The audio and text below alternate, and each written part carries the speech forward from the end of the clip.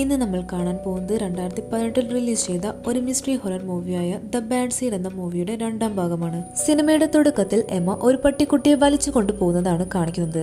പകുതി വഴി എത്തിയപ്പോൾ ആ പട്ടിക്കുട്ടി വരില്ലെന്ന് വാശി പിടിക്കുന്നു. അപ്പോൾ അവൾ പോക്കറ്റിൽ നിന്നും ഒരു കത്തിയെടുത്ത് അതിന് ഒരു സ്നാക്സ് കട്ട് ചെയ്ത് കൊടുക്കുന്നു.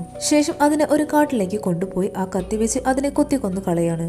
അവിടുന്ന് ടൈറ്റിൽ കാണിച്ച് മൂവി സ്റ്റാർട്ട് ചെയ്യാണ്. എമ്മ വന്നതിന് ശേഷം ആഞ്ചലീന വിവാഹിതയായി. ഭർത്താവും ഒരു കുഞ്ഞുമുണ്ട്. എമ്മയ്ക്കാണെങ്കിൽ ഈ ഭർത്താവിനെയും കുഞ്ഞിനെയും ഇഷ്ടമല്ല. അവൾക്ക് അവളുടെ ആന്റി മാത്രം മതി. അവളും ആന്റിയും മാത്രമുള്ള ജീവിതം, അതായിരുന്നു അവൾക്ക് ഇഷ്ടം. അത് അവൾ പുറത്ത് കാണിക്കുന്നില്ല. ആന്റി ജോലിക്ക് പോയി കഴിഞ്ഞാൽ കുഞ്ഞിനെയും നോക്കി വീട്ടിലിരിക്കുന്നത് അങ്കിളാണ്. എമ്മയെ ആന്റി സ്കൂളിൽ വിടുമ്പോൾ അവൾക്ക് പുതിയ സ്കൂളിൽ അഡ്മിഷൻ എടുക്കുന്ന കാര്യം ആന്റി പറയുന്നുണ്ട്. ആ സ്കൂൾ കുറച്ച് അകലെയാണ്. നമുക്ക് വീക്കെൻഡിൽ മാത്രമേ വീട്ടിലേക്ക് വരാൻ പറ്റുള്ളൂ.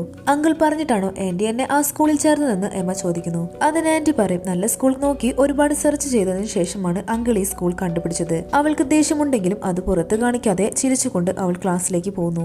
അന്ന് ക്ലാസ്സിലേക്ക് ന്യൂ അഡ്മിഷനായി ഒരു പെൺകുട്ടി വരുന്നു. അവൾ എപ്പോഴും എമ്മയെ വല്ലാതെ നോക്കുന്നുണ്ടായിരുന്നു. അവൾക്ക് എമ്മയെ അറിയുന്നത് പോലെയായിരുന്നു അവളുടെ നോട്ടം. എമ്മയും കൂട്ടുകാരും ചേർന്ന് ഒരു ഡാൻസ് പ്രോഗ്രാം ഉണ്ട്. അതിൽ എമ്മയെ ഫ്രണ്ടിൽ നിർത്തിയായിരുന്നു ഡാൻസ് ചെയ്തിരുന്നത്. എന്നാൽ എമ്മയ്ക്ക് പല സ്റ്റെപ്പും വഴങ്ങുന്നുണ്ടായിരുന്നില്ല. അത് കണ്ട് ടീച്ചർ മറ്റൊരു കുട്ടിയെ ഫ്രണ്ടിലേക്ക് നിർത്തി എമ്മയെ ബാക്കിലേക്ക് മാറ്റുന്നു.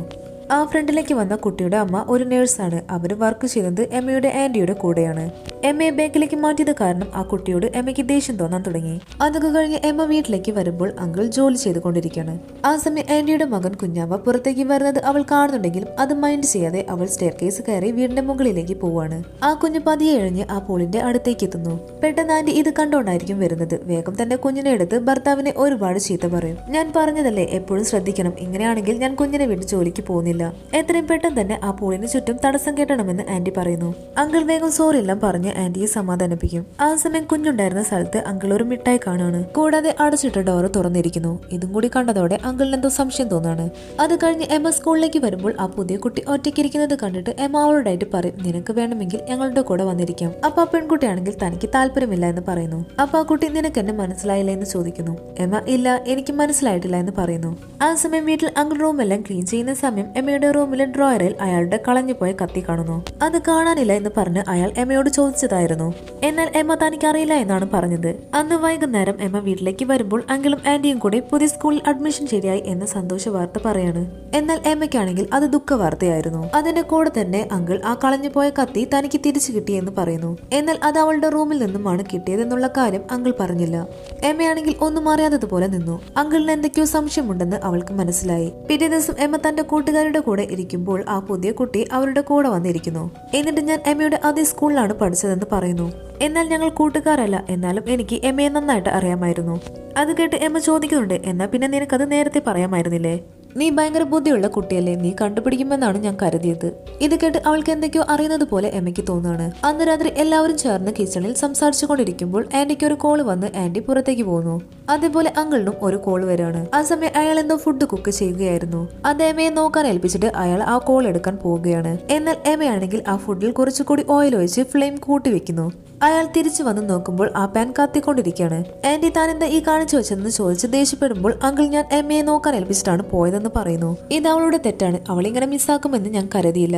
ഇത് കേട്ട് എമ്മയാണെങ്കിൽ ഞാൻ ബാത്റൂമിൽ പോയതായിരുന്നു, അങ്കിൾ ഇവിടെ തന്നെ ഉണ്ടല്ലോ എന്നാണ് ഞാൻ വിചാരിച്ചത്. അപ്പൊ ആന്റി ഇനി രണ്ടുപേരും തർക്കിച്ചിട്ട് കാര്യമില്ല, ഇനി ഇങ്ങനെ ഉണ്ടാവരുതെന്ന് പറയുന്നു.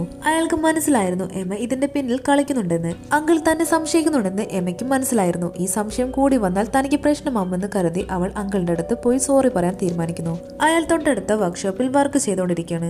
എമ്മ അവിടെ ചെന്ന്, സോറി അങ്കിൾ, ഞാൻ നിങ്ങളുടെ കത്തി എടുത്ത് വെച്ചിട്ടുണ്ടായിരുന്നു.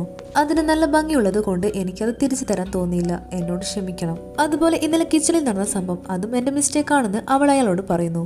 ഇത് കേട്ട് അയാളാണെങ്കിൽ അവളെ കെട്ടിപ്പിടിച്ചിട്ട് പോട്ടെ സാരമില്ല, നീ കൊച്ചുകുട്ടിയല്ലേ എന്ന് പറഞ്ഞ് അവളെ സമാധാനിപ്പിക്കുന്നു. അന്ന് രാത്രി അവളുടെ ഫ്രണ്ടിന്റെ വീട്ടിൽ വെച്ച് ഒരു പാർട്ടി ഉണ്ടായിരുന്നു. അതിന് പോകാനായി അവൾ റെഡി ആയിക്കൊണ്ടിരിക്കുകയാണ്. ആ സമയവും അങ്കിൾ വർക്ക്ഷോപ്പിൽ ജോലി ചെയ്യുന്നുണ്ടായിരുന്നു. പെട്ടെന്ന് വർക്ക്ഷോപ്പിലെ ലൈറ്റ് ഓഫ് ആവുകയാണ്. ആരോ തന്റെ അടുത്തേക്ക് വരുന്നുണ്ടെന്ന് അയാൾക്ക് തോന്നുന്നുണ്ടായിരുന്നു. അയാൾ എത്തി നോക്കുമ്പോഴേക്കും ആരോ ലിവർ വലിച്ച് കാറിനെ താഴേക്കിടുന്നു. അത് വന്ന് വീണത് റോബിന്റെ കാലിന്റെ മേലേക്കായിരുന്നു. ഇത് കണ്ട് എമ്മ ഒന്നും സംഭവിക്കാത്തത് പോലെ കൂളായിട്ട് അവിടെ നിന്നും ഇറങ്ങിപ്പോവും. സംശയമില്ലാതിരിക്കാൻ എമ്മ അവളുടെ കൂട്ടുകാരുടെ വീട്ടിലേക്ക് എത്തിക്കഴിഞ്ഞു.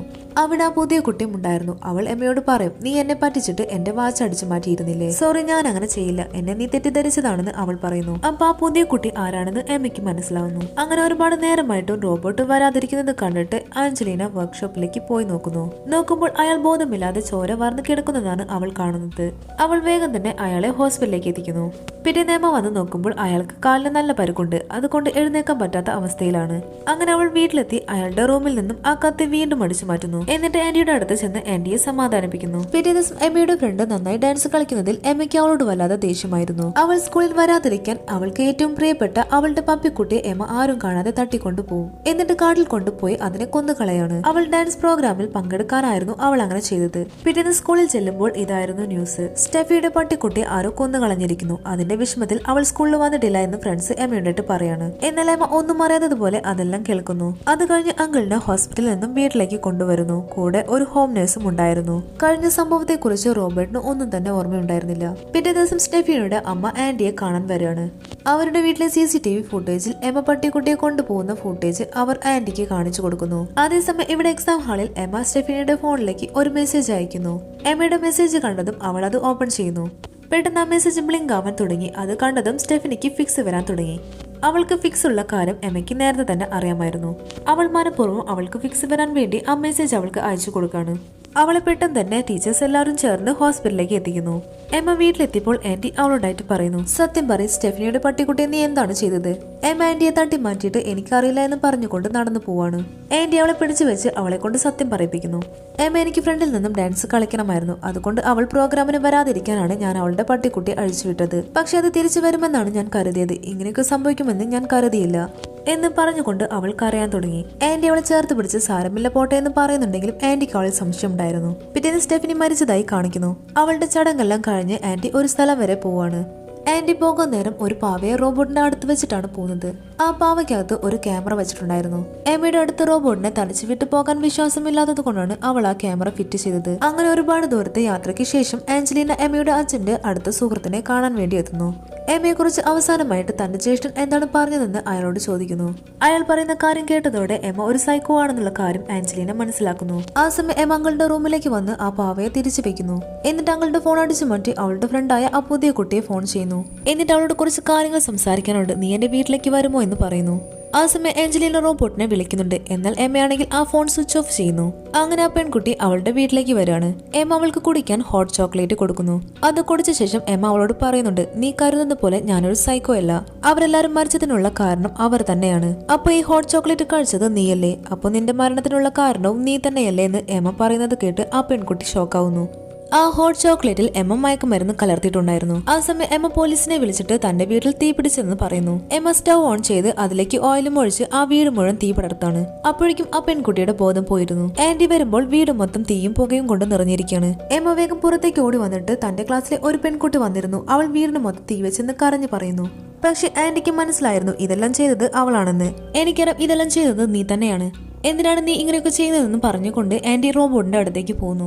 എമ്മ കാറിലുണ്ടായിരുന്ന ആ കുഞ്ഞിന്റെ അടുത്തേക്ക് പോയി അതിനെ എടുക്കുന്നു. ഇവിടെ ആന്റി അങ്കിളിനെ രക്ഷപ്പെടുത്താൻ ശ്രമിക്കുന്നുണ്ട്. എന്നാൽ വീട് മുഴുവൻ പുക കൊണ്ട് നിറഞ്ഞത് കൊണ്ട് ശ്വസിക്കാൻ പറ്റാതെ ആന്റി ബോധം കെട്ട് വീഴാണ്. ആ സമയം പുറത്ത് പോലീസും ഫയർഫോഴ്സും എത്തിയിരുന്നു. അവരെ കണ്ടുടനെ എമ്മ കരഞ്ഞു നിലവിളിക്കാൻ തുടങ്ങി. എന്റെ ആന്റിയും അങ്കിളും അകത്താണ്, പ്ലീസ് അവരെ രക്ഷിക്കൂ എന്ന് എമ്മ കരഞ്ഞുകൊണ്ട് പറയുന്നു. പക്ഷെ അതിനു മുമ്പ് തന്നെ അവർ ശ്വാസം കിട്ടാതെ മരിച്ചു പോയിരുന്നു. അങ്ങനെ എമ്മയും കുഞ്ഞും രക്ഷപ്പെടുന്നത് കാണിച്ചുകൊണ്ട് ഈ ഒരു മൂവി ഇവിടെ എൻഡ് ചെയ്യാണ്.